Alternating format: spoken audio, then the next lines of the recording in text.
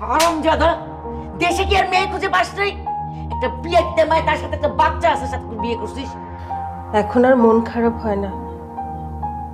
যে মেয়ে বিয়ের আগে এক বাচ্চার মা হয়ে যায়,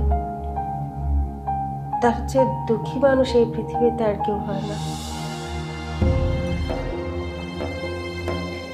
মা, গরুর মাংসটা এখানে নেই।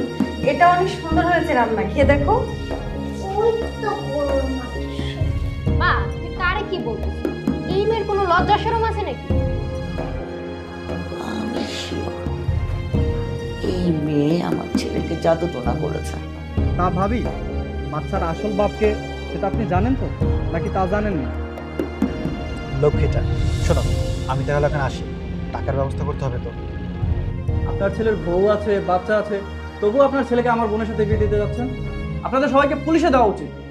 তুমিই তো আমার আব্বু।